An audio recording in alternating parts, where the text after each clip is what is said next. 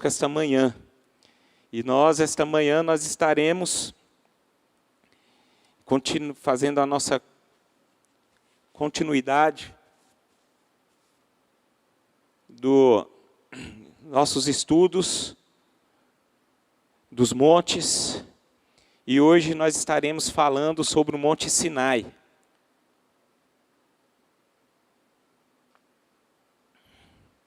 Um monte que pode nos ensinar muito, né? E achei interessante que o Monte Sinai, cada monte ele tem uma certa altitude, né? E o Monte Sinai ele fica em torno de 1.550 metros acima do mar. O Monte Sinai, para vocês se situarem, ele fica no Egito, ali. Foi ali exatamente, naquele monte, que Deus falou com Moisés, né? E o Monte Sinai também é o mesmo Monte Horebe. Então é bom vocês associarem, né, e saberem que o Monte Horebe é o mesmo o Monte Sinai. E eu gostaria primeiramente de fazer uma leitura bíblica no livro de Êxodo, capítulo 3, versículo 1 até o 10. Êxodo 1 até o 10.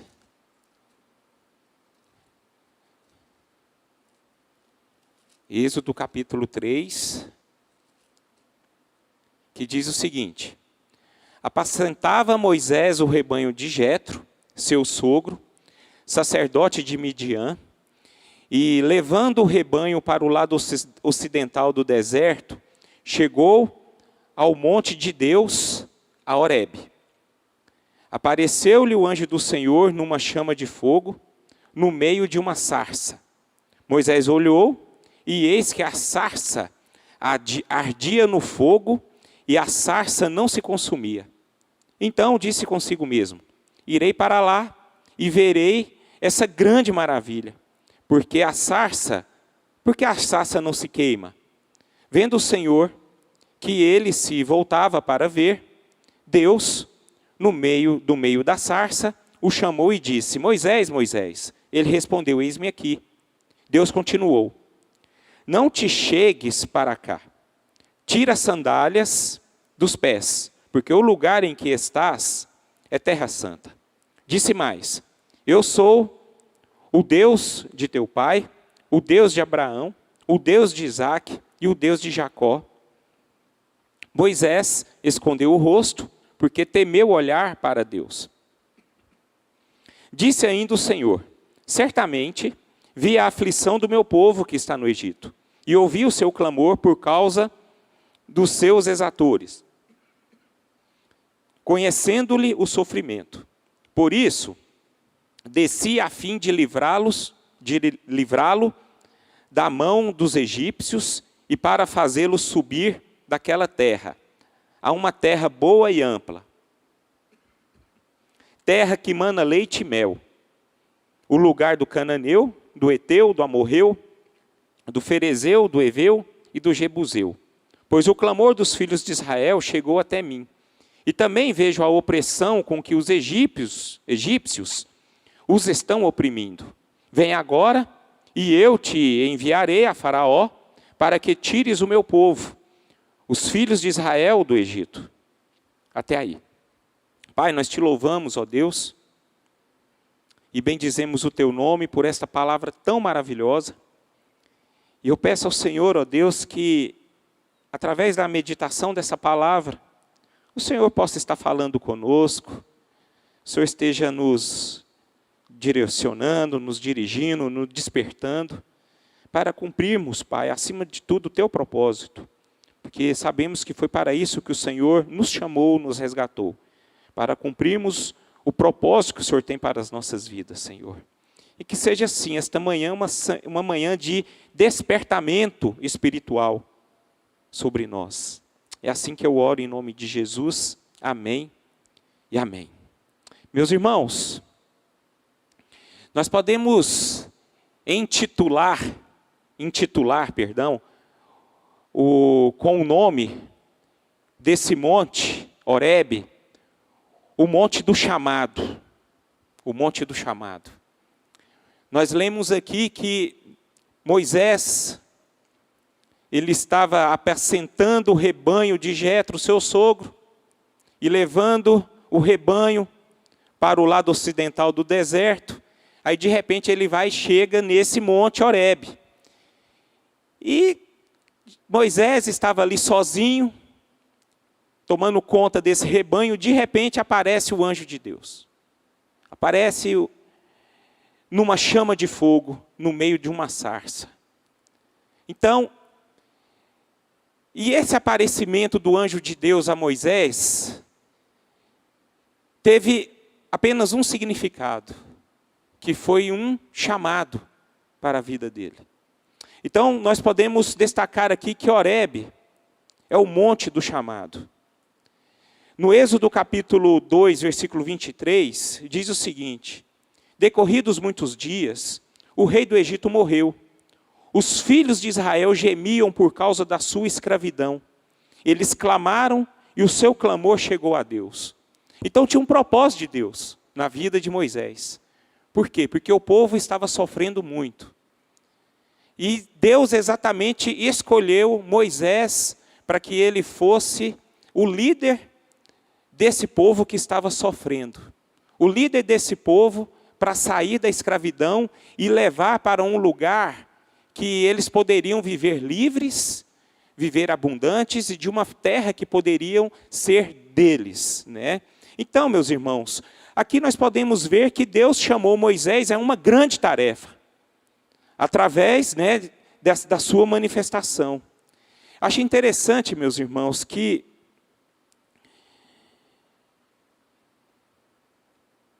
a base de introdução, Horebe, o Monte Horebe, ele tem um significado. E o significado de Horebe significa lugar de sequidão. O lugar onde não há vida, um lugar onde há um deserto, onde você está sozinho. Você não está sob influência de pessoas, você não está em ajuntamento de pessoas. E foi ali que Deus se revelou a Moisés e o chamou para uma obra ministerial. Acho interessante que quando é que nós passamos pelo Horebe, é que as nossas vidas não é mais a mesma. Por quê? Porque aquele monte é o monte do chamado. O monte onde Jesus, Deus, nos chama. Moisés, ele teve que ir para Horebe. Ele teve que ir. Achei interessante que teve um propósito de Deus ali. Creio eu que Deus já tinha um plano na vida de Moisés antes dele nascer.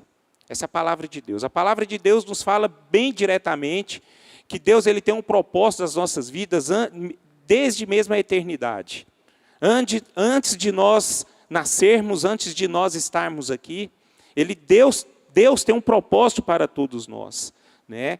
E creio eu, diante desta palavra, que todos nós, assim como Moisés, todos nós devemos passar por este monte, Horebe. Porque Horebe, meus irmãos, é um lugar de manifestação de Deus.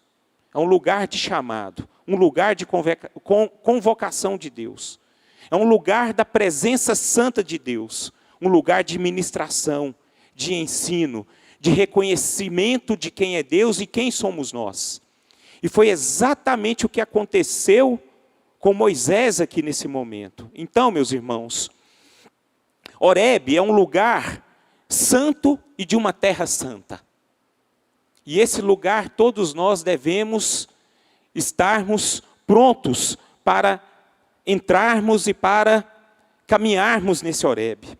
Por isso, meus irmãos, nós estando no Horebe, as coisas materiais, muitas vezes, quando chegamos no Horebe de Deus, as coisas materiais elas se tornam irrelevantes e o chamado se apresenta diante de nós como uma coisa relevante.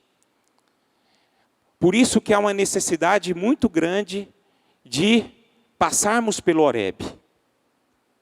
Quando nós passamos pelo Horebe, nós ouvimos a voz de Deus, que ela é poderosa, ouvimos a voz de Deus que é tremenda e nós não resistimos. a voz de Deus ela se torna a coisa mais influente para as nossas vidas. Quando passamos pelo Horebe, o que há de relevante em nossas vidas é o chamado de Deus, e não aquilo que nós pensamos e aquilo que os nossos corações estão cheios. Então, meus irmãos, Horebe é um local de nos aprofundarmos com as coisas espirituais. Então, eu quero repetir. O Horebe, nós precisamos passar por ele. Nós precisamos buscar.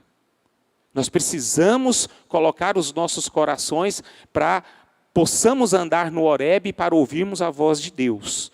Então, essa é a primeira coisa que nós queremos destacar aqui a respeito desse monte.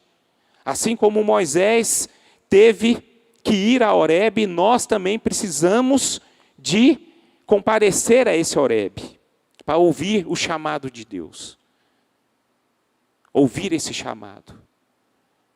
Nós devemos entender que como cristãos, nós não fomos chamados para ficarmos como apenas ouvintes, ou então aquelas pessoas que não têm influência nenhuma no reino de Deus.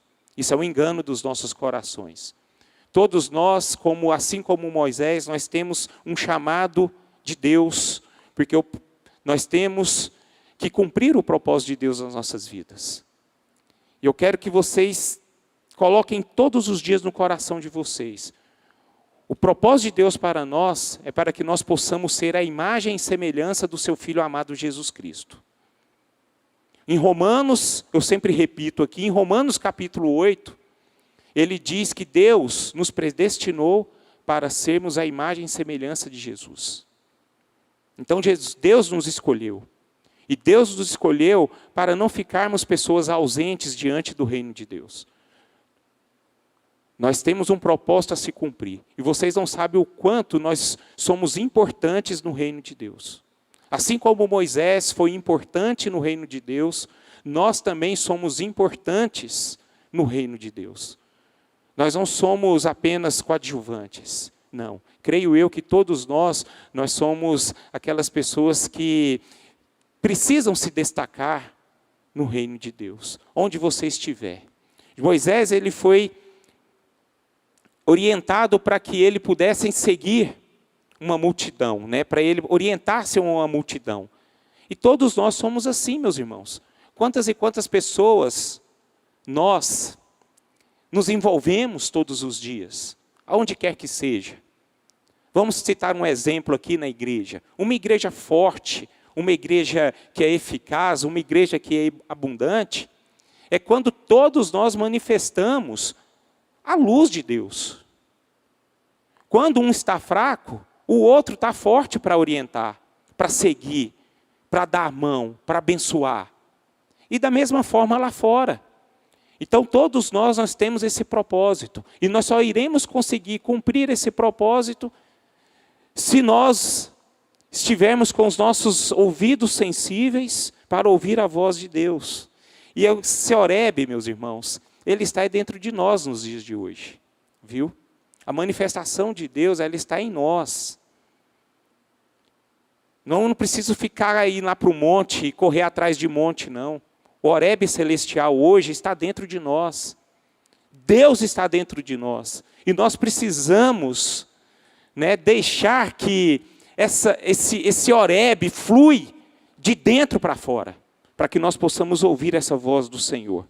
O segundo ponto que nós podemos aprender aqui, através da vida de Moisés, é que em Horebe aprendemos que o chamado de Deus, ele é irresistível, ele é inegociável e intransferível. Isso reforça mais uma vez naquilo que Deus tem um propósito para nós, e nós não podemos ser aqueles cristãos ausentes, ou seja, aqueles que não fazem nada. Não. Eu não estou falando aqui, meus irmãos, quero que vocês deixar bem claro para vocês, não é estar aqui servindo a Deus na igreja, não é só apenas isso. É em todas as esferas. Nós precisamos servir a Deus em todos os lugares. Servir a Deus também na igreja é muito importante. Servir a Deus, mas no seu lar, servindo a Deus no seu trabalho, aonde você estiver, todos os dias, em qualquer lugar. E esse chamado de Deus para nós, para servi-lo, ele é irresistível, ele deve ser irresistível. Nós não podemos ter resistência. Nós não podemos negociar e não podemos transferir esta responsabilidade que Deus coloca em nossas vidas.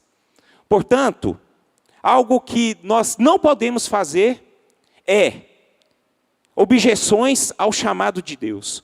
Se nós olharmos para a história de Moisés, no início, Moisés ele fez várias objeções. Moisés ele diz não parecer importante o suficiente para aparecer diante de Faraó. Se nós observarmos na história, no capítulo 3 e no capítulo 4, vamos ler capítulo 3, versículo 11 e 12, olha o que ele diz. Então, disse Moisés a Deus, quem sou eu para ir a Faraó e tirar do Egito os filhos de Israel? Olha aqui, Moisés já fazendo objeção para uma ordem de Deus. Não querendo cumprir o chamado de Deus. Então Moisés ele fez essas objeções. E a objeção, meus irmãos, ao chamado de Deus, não faz parte da agenda de Deus para as nossas vidas. Uma coisa que Deus rejeita em nossas vidas é quando nós temos objeções a fazer a vontade dele. Deus ele não aceita mesmo. Ele não negocia isso. Ele não negocia, ele não entende, ele não coloca a mão nas nossas cabeças. O que ele faz é nos repreender. E ele repreende a gente de várias formas. Ele repreende a gente insistindo e ele repreende a gente até o quê? Nos ignorando. Eu estou lembrando da parte aqui de Elias. Elias, quando ele entrou na caverna, estava mal, naquele momento não muito bom na vida dele. Ele ficou depressivo, ele ficou lá escondendo na caverna, e Deus falou com ele, ele foi o quê? Ele foi criar desculpas, objeções diante de Deus. Deus, ou seja, não deu muita moral para ele. Ele simplesmente falou assim, sai dessa caverna, porque eu tenho um propósito da sua vida. Então Deus é esse Deus, meus irmãos, que nos chama, e ele não aceita objeções. Moisés, ele se queixou por não ter autoridade. Vamos ler versículo 13 e 15. Disse Moisés a Deus, eis que, quando eu vier aos filhos de Israel e lhes disser, o Deus de vossos pais me enviou a vós outros, e eles me perguntarem, qual é o seu nome? Que lhes direi?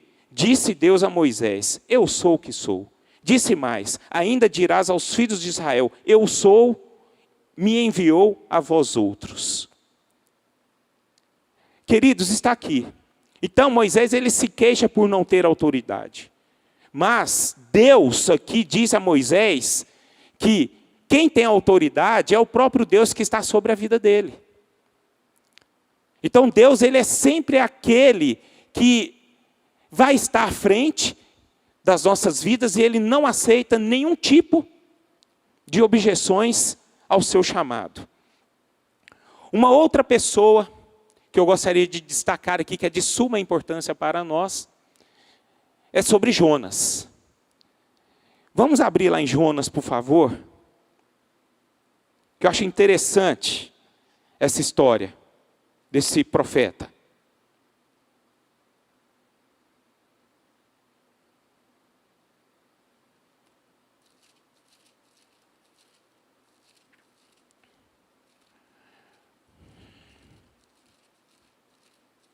Vou abrir aqui.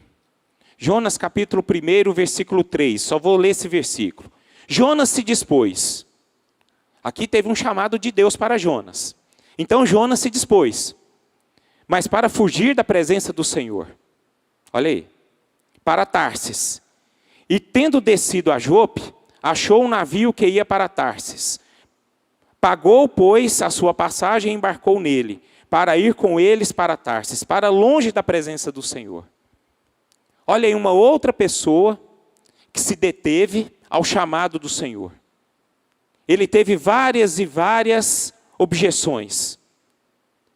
Acho interessante que Jonas aqui, queridos, eu quero citar Jonas porque muitas vezes nós agimos como Jonas.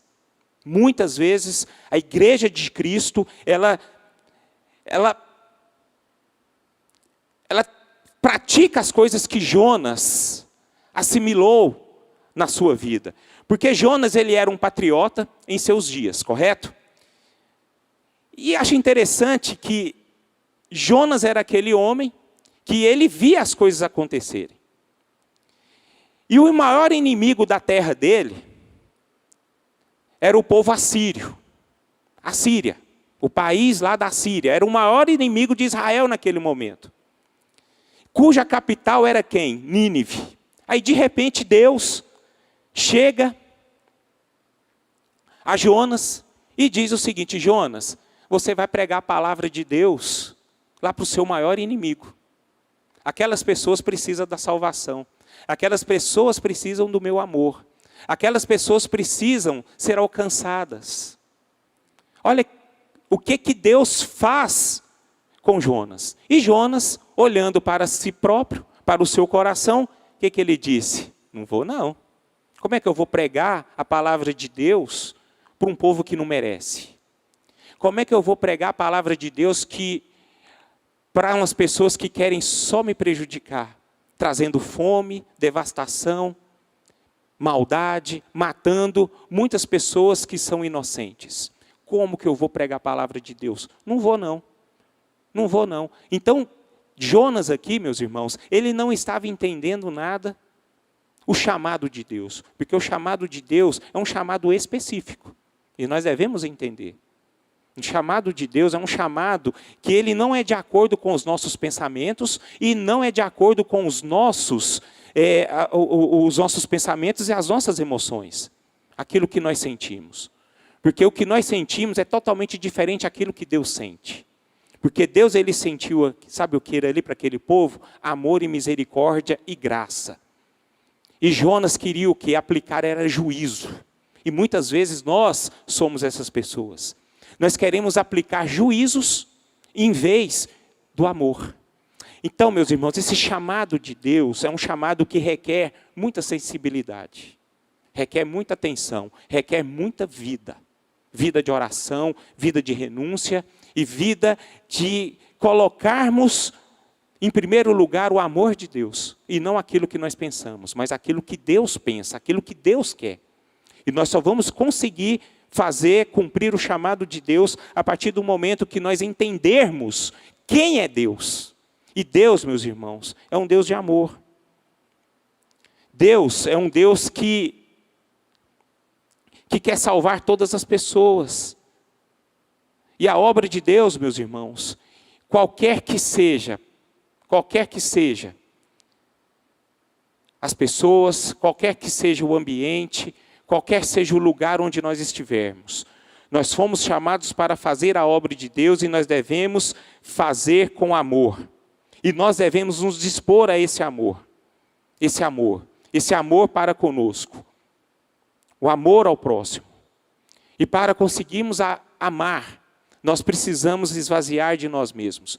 Falar de amor é um leque muito grande, mas eu gostaria de relembrar algumas coisas para vocês.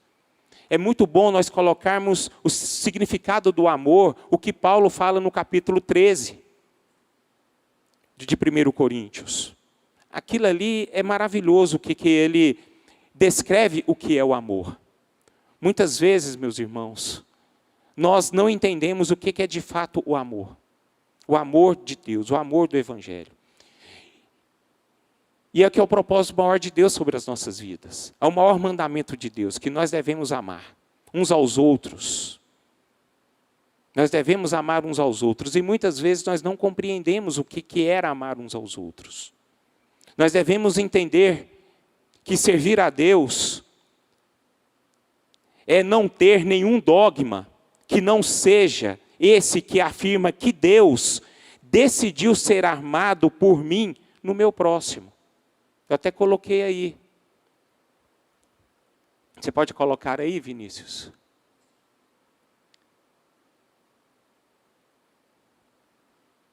Não está, não? Servir a Deus é não ter nenhum dogma que não seja esse, que afirma que Deus decidiu ser amado por mim no meu próximo. Então está aí, meus irmãos, que essa frase fica no seu coração. Deus, Ele decidiu ser amado por mim no meu próximo. Esse é o fato, é assim que a igreja deve viver, e a igreja tem que entender isso. As coisas seriam muito melhores se nós praticarmos esta verdade, se essas verdades entrassem em nossos corações. E eu acho interessante, meus irmãos, que se eu olhar para esse significado do amor, em que Deus quer que nós amemos, esse amor anda muito distante. Esse amor está muito frio nos dias de hoje. Hoje não tem mais amor. Lamento falar isso. Não existe. Você sabe por que não existe? Porque hoje nós nem reconhecemos o que é o amor. Nós nem sabemos receber esse amor. O nosso coração está tão frio. O nosso coração está tão duro. Que a gente não consegue receber o amor. Às vezes a pessoa quer te amar e você não quer receber esse amor. Você começa a pensar coisas diferentes. Você começa a sentir algo diferente. Nós estamos tão armados nos dias de hoje, que nós não entendemos o que é amor, o que é o amor. Então, queridos, isso precisa ser trabalhado nos dias de hoje. Esse amor. E nós precisamos entender esse amor. E é esse amor, é desse amor que eu quero falar, desse amor sincero, desse amor quebrantado, desse amor desarmado, que é servir a Deus. Isso que é servir a Deus. Esse amor é o que significa ser sal da terra e luz desse mundo. É esse amor que significa que nós devemos ser o agente de Deus para manifestar esse amor. Então vamos voltar aqui em Moisés. Moisés entendeu o que é esse amor. Moisés conhecia aquele povo, meus irmãos? Não conhecia. Não conhecia. Moisés simplesmente saiu ali daquele rebanho. Naquele tempo, vamos entender que rebanho, se você tinha um rebanho naquele tempo, você era uma pessoa próspera. Você estava vivendo numa família de que tinham bens. A maior prosperidade daquele povo era o seu rebanho. E ele estava ali. Mas Deus o chamou, falando assim, olha, aquele povo que são seus irmãos, que vocês nem conhecem, mas são seus irmãos, eles estão sendo oprimidos. E eu escolhi você para ser o agente do meu amor. Moisés foi, meus irmãos. É o que a igreja precisa fazer. Nós, como igreja, nós precisamos cuidar uns dos outros. Amar uns aos outros. Hoje nós queremos ser amados. É o que eu quero dizer mais uma vez. Agora, a gente não consegue nem receber esse amor. Como é que eu vou conseguir oferecer amor? Olha o tanto que o negócio eu quero que vocês estão me entendendo, amém? Olha o tanto que o negócio é bem espiritual. Olha o tanto que o negócio ele é bem interior. Porque se eu começar a compreender o amor de Deus, eu vou conseguir amar. Eu vou conseguir receber esse amor e vou conseguir repassar esse amor que está dentro de mim. Eu só vou conseguir ser aquilo que eu sou dentro de mim. Eu só vou conseguir passar aquilo que eu sou. Se eu reconheço o amor de Deus, eu vou reconhecer esse amor, eu vou passar esse amor. Agora, se eu não reconhecer esse amor de Deus, o que vai acontecer? Eu vou receber esse amor e nada mais. Aí você vai se tornar uma pessoa frutífera, infrutífera. Uma pessoa que não vai cumprir o propósito de Deus. Então o amor de Deus ele é muito além do que nós pensamos como pessoas que não têm Deus. Amém, queridos? Amém? Então, meus irmãos, vamos pedir muita graça ao Senhor. Não vamos ser como Jonas, que Deus precisou dar uma lição para ele, para que a sua consciência fosse despertada. Jonas queria aplicar só juízo. Mas não é assim. Não é assim. Não cabe ao servo de Deus julgar como fazer a obra, ou com quem merece ou não o perdão de Deus. Mas o servo de Deus precisa assumir a responsabilidade da missão que lhe foi confiada. É amar. Amar e cuidar das pessoas. Isso é passar pelo Horebe, meus irmãos. É transformar o nosso interior e olhar mais para as pessoas do que para nós mesmos. Nós devemos amar assim como Deus amou. Nós precisamos ter essa consciência. E você pode ter certeza de uma coisa, que Deus amou mais o Filho dele. Deus amou mais as pessoas do que o próprio Filho dele. O que quer dizer isso? Deus nos chamou para amar mais as pessoas do que a nós mesmos. Terceiro, no Monte Horebe, nós podemos perceber que Deus não chama pelos critérios humanos. Ou seja, você não precisa ser uma pessoa preparada para manifestar o poder, a graça, o reino de Deus na vida das pessoas. Vamos lembrar aqui o chamado de Levi.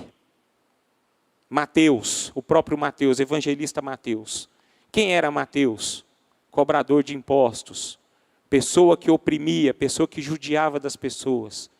Mas Jesus olhou para ele com muito amor, com muita graça, vendo quem era Levi, e chamou: Levi, siga-me. O que Levi fez? Ele simplesmente largou tudo.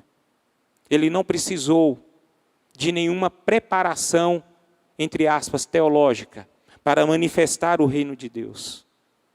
Moisés, quando foi chamado, ele estava sendo treinado, ele não era preparado ainda.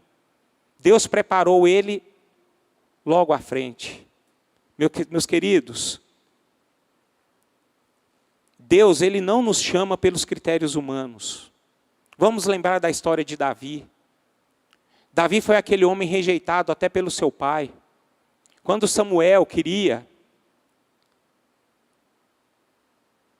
ungir um novo rei, Deus o orientou a ir à casa de Jessé, porque dali sairia um rei. Quando Jessé recebeu Samuel, Jessé chamou todos os filhos, menos um. Por quê? Por que ele não quis chamar Davi? Porque ele não via em Davi uma pessoa preparada. Jessé percebeu que não era necessário que Davi participasse daquele momento, daquela reunião. O próprio pai não acreditava no Davi. O próprio pai não enxergou Davi sendo alguém importante para aquela reunião. Por quê? Porque ele achava que o chamado de Deus, a obra de Deus, ela é feita através de critérios humanos. Mas não são. Os critérios são os critérios de Deus. Os critérios de Deus. Acho interessante que isso só não ficou na parte de Jessé, mas também ficou na parte de Eliabe, seu irmão.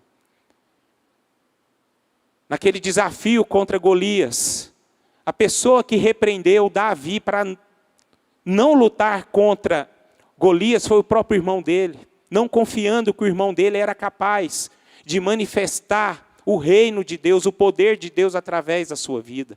E Eliabe ainda disse para Davi: Eu conheço a sua presunção. Então, meus irmãos, o que nós podemos aprender? Davi, por ele ser perseguido, por ele ter sido desprezado dentro da sua própria casa, pelo seu pai, pelos seus irmãos, ele desistiu do chamado de Deus? Ele não desistiu. Ele foi. Ele foi. Eu posso perceber aqui que Davi, ele passou pelo Horebe. Davi aqui, ele tinha a voz de Deus fluindo dentro de si, no seu coração. A resposta que Davi teve aqui diante de Deus: eu não vou ouvir aquilo que as pessoas falam de mim, porque eu sei que o Senhor está comigo. Eu sei que o Senhor luta por mim. Eu sei que o Senhor vai me capacitar em todo o tempo, porque foi o Senhor que me chamou. E era assim que Davi tinha no coração deles, meus irmãos. E da mesma forma como Davi sentia em seu coração, eu quero desafiar você a sentir isso também no seu coração. Nós precisamos ser otimistas. Nós precisamos ter a coragem de Davi. Nós precisamos ter essa sensibilidade que Davi tinha na sua vida espiritual para com Deus. Nos momentos difíceis, Davi não se recolhia. Davi era aquele homem que quando ele escondia, ele não ficava parado. Por que ele não ficava parado? Porque ele meditava salmos. Porque ele tinha uma vida de oração, uma vida com Deus. Ele tinha sensibilidade de ouvir a Deus. É assim que nós devemos fazer, meus irmãos. É assim que a igreja foi chamada para ser. Então Davi foi essa pessoa que entendeu. Uma coisa que Davi nos ensina aqui: não importa se as pessoas enxergam ou não o seu potencial, pois o que importa é que Deus nos chamou, Ele nos conhece, e por isso temos que acreditar no nosso chamado e prosseguirmos esse chamado, até que um dia todos possam ver e reconhecer que Deus nos escolheu e Ele está agindo em nossas vidas e através das nossas vidas. Que seja assim nas nossas vidas, queridos. Vamos fazer isso. Se você tomar uma atitude na sua vida de fazer o que Davi fez, Deus vai nos capacitar. Deus vai nos capacitar. Eu quero dar o exemplo da minha pessoa.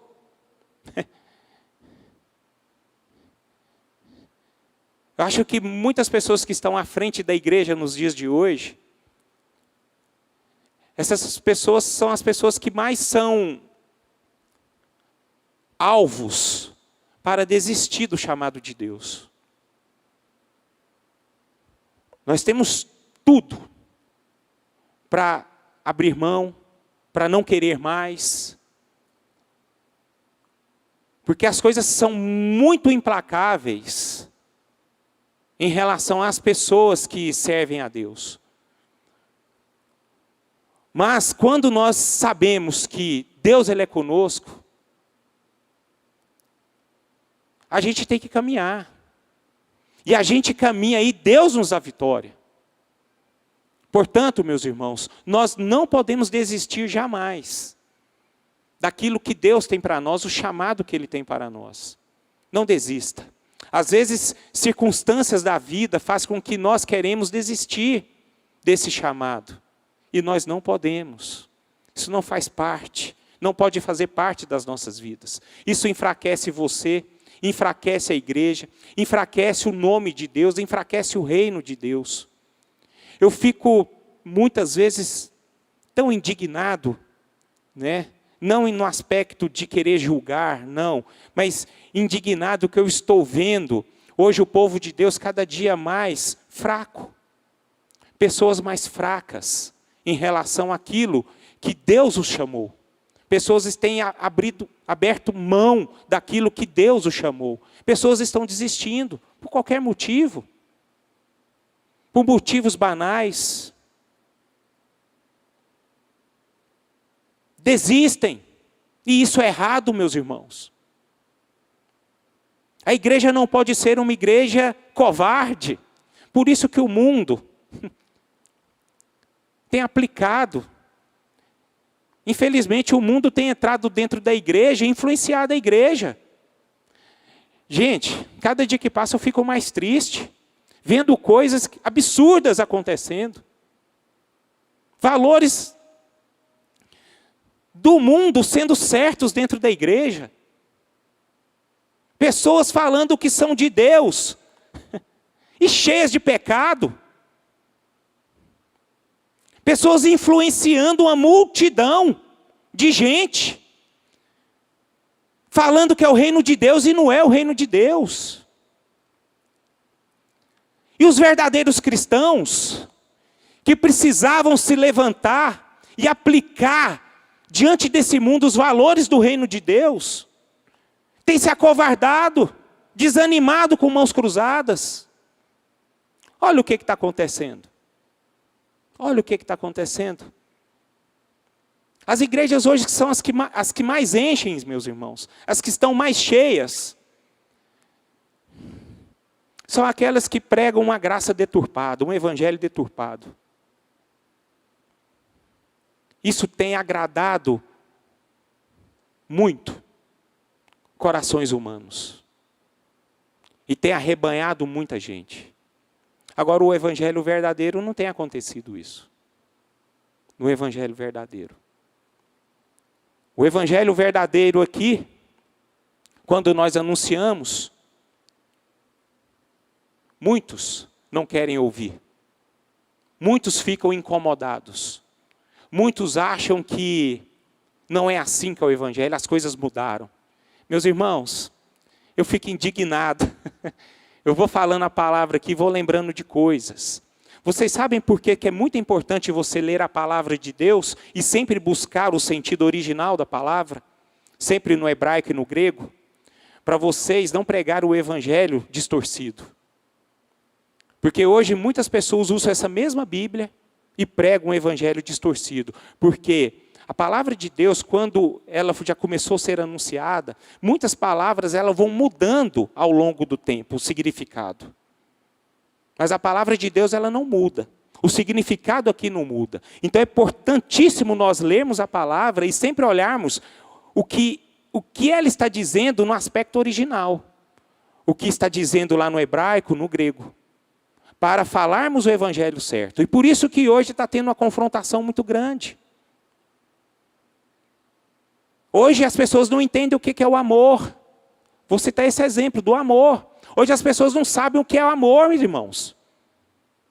Aí nós devemos voltar lá no original para entendermos o que é o amor. E Deus quer que nós venhamos viver esse amor lá do original, não no amor nos dias de hoje. O amor dos dias de hoje é o quê? Interesseiro. Um amor banal. Um amor que não é amor. Mas o amor que Deus fala lá no hebraico é o amor sacrificial. É o amor que se doa. É esse amor que Deus manda a igreja dele viver. Então, queridos, para vivermos essa verdade, como eu quero dizer aqui para vocês, Deus vai nos capacitar. Mesmo que nós não sentimos, Deus vai nos capacitar. Vamos lembrar da cena de Jesus Cristo. Jesus, quando ele estava indo para a sua morte, o que ele disse para Deus? Senhor, se for possível, afasta esse cálice de mim. Por que Jesus estava querendo ali? Ali ele ficou abalado. Mas ele pediu a Deus para que ele pudesse prosseguir, para que ele pudesse amar da mesma forma como Deus nos amou. Jesus pediu para Deus, para que ele cumprir esse amor. E para nós cumprirmos esse amor, meus irmãos, nós precisamos buscar em Deus a capacidade desse amor. Então, queridos, para fazermos a obra de Deus, para cumprirmos os chamados de Deus nas nossas vidas, não basta apenas competência. Nós precisamos de algo divino sobre as nossas vidas, senão vai ser em vão. Nós precisamos, em primeiro ponto, amar. Amar. Amar é o primeiro sinal do Evangelho. O amor é a manifestação de Deus. E é o que a igreja precisa manifestar nesses últimos tempos. Quarto ponto que nós devemos entender. Quando passamos pelo Horebe, não importa o teu passado. Se Deus te chamou, obedeça. O chamado divino considera apenas os propósitos de Deus sobre as nossas vidas, independentemente do nosso passado. Viu? Deus tem um plano. Deus pode chamar uma criança nascida e criada no Evangelho, na presença de Deus, assim como Samuel. Ou então, Deus pode chamar também um perseguidor da igreja, como foi Saulo de Tarso, que foi um testemunha do martírio de Estevão.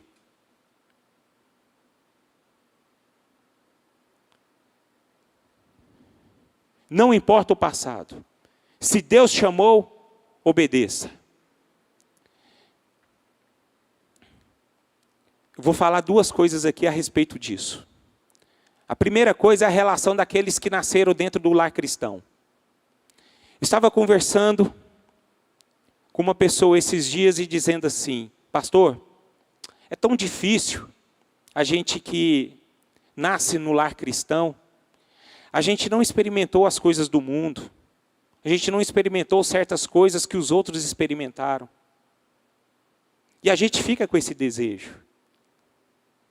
Eu entendo. Mas nós devemos entender que isso é errado, irmãos.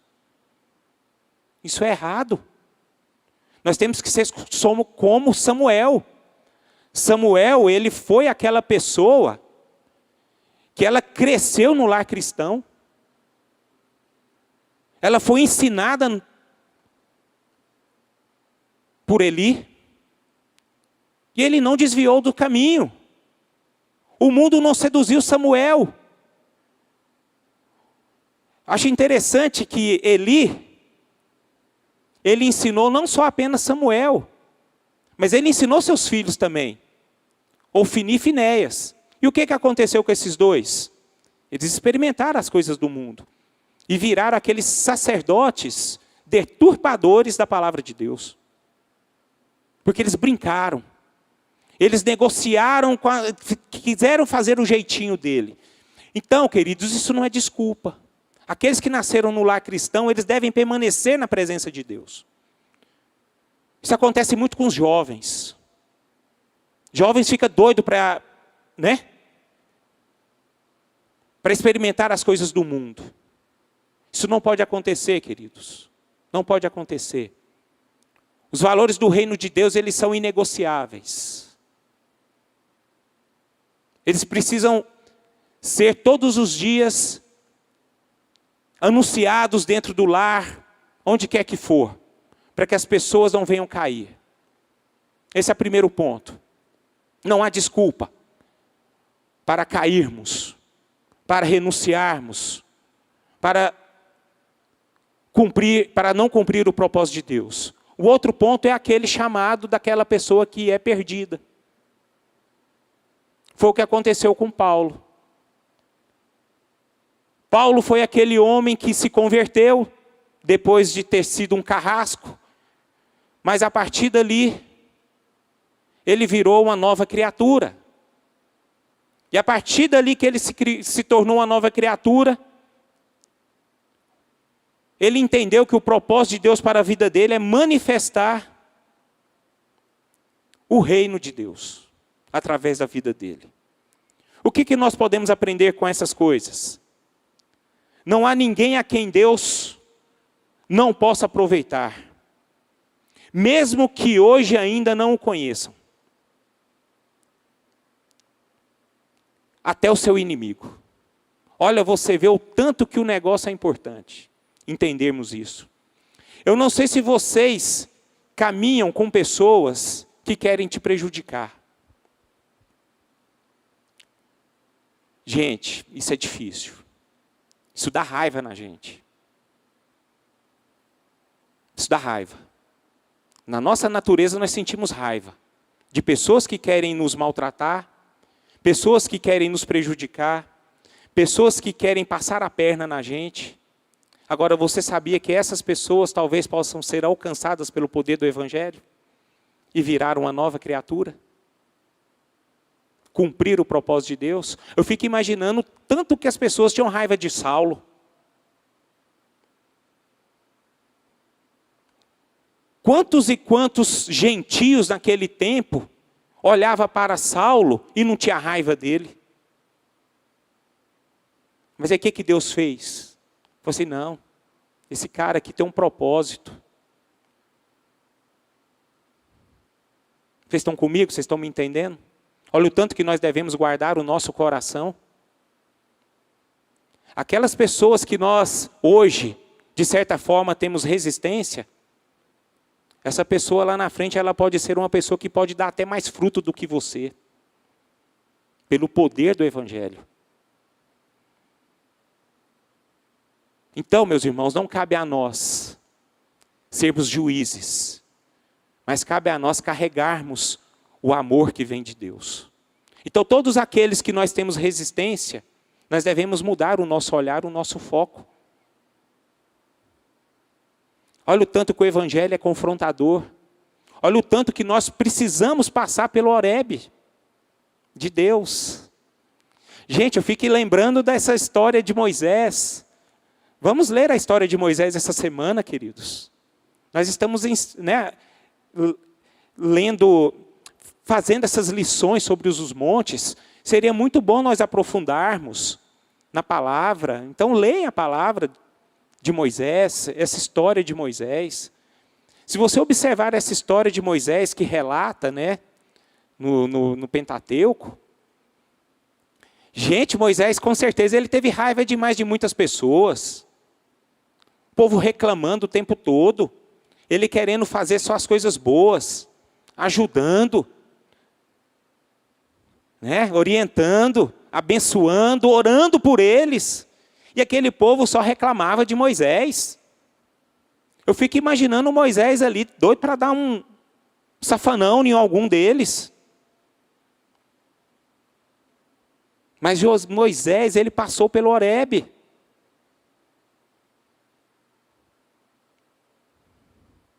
O coração dele estava cheio de Deus.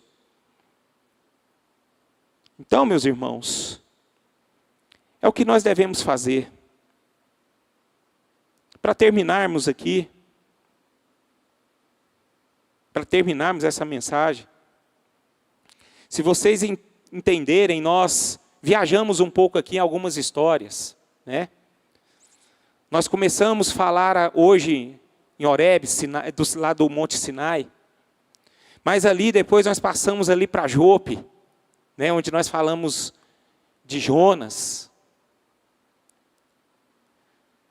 Nós falamos de Belém. Nós falamos de Damasco, quando Deus apareceu para Saulo.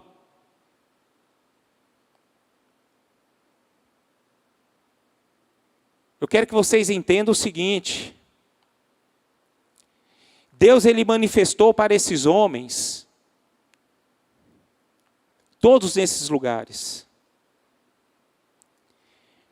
E quando Deus apareceu para esses homens nesses lugares, Deus ele apontou para eles a exercer o seu chamado. A exercerem o seu chamado. Eu acho interessante que o chamado de Deus, ela não foi dada para eles fizerem do chamado de Deus da forma como eles achavam como deveria ser. Ah, Senhor, daqui ano que vem eu vou servir ao Senhor. Daqui 2 anos eu vou servir ao Senhor. Daqui 3 anos eu vou cumprir o chamado do Senhor.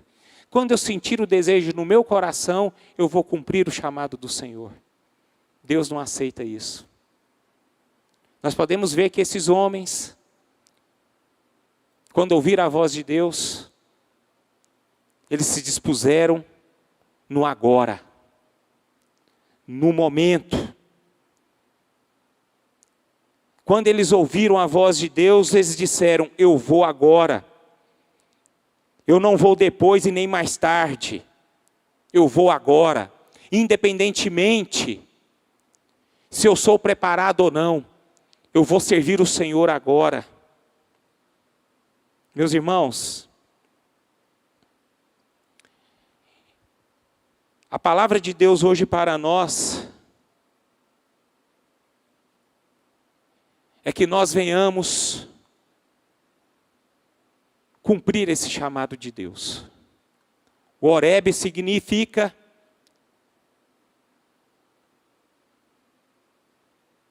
que existe um chamado. E esse chamado, ele precisa ser urgentemente atendido. É o que a palavra de Deus nos aponta. E que isso possa servir para nós, para a igreja dele, todos os dias. Até a consumação do século. Amém? Então vamos ficar de pé. Vamos orar.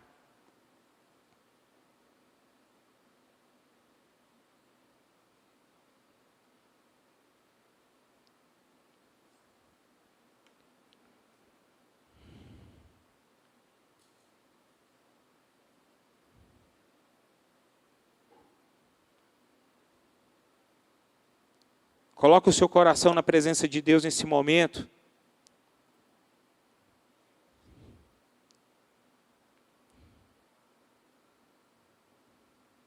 E coloque o seu chamado diante de Deus. Fala assim: eis-me aqui, Senhor. Se essa palavra falou o seu coração, pergunta para Deus: o que o Senhor quer de mim? Né? Será que está bom da forma como eu estou? Será que eu tenho feito aquilo realmente que o Senhor quer de mim? Será que eu tenho compreendido esse amor?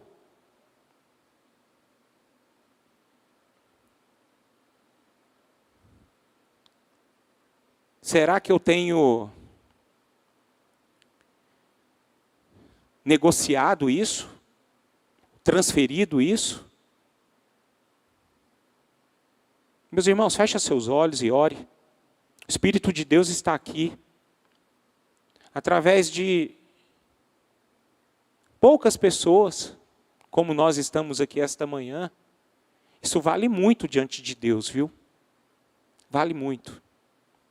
Moisés foi só uma pessoa que foi lá no rei do Egito, conversou com o rei do Egito e manifestou o poder de Deus. E a partir dali, Moisés ele encaminhou uma multidão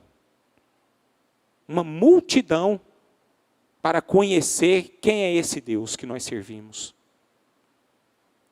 Moisés é aquele homem que nos ensina muito, mesmo diante das suas dificuldades. Ele não transferiu a sua responsabilidade. Ele ouviu a voz de Deus. Ele não negociou o seu chamado. Ele viveu para a glória de Deus.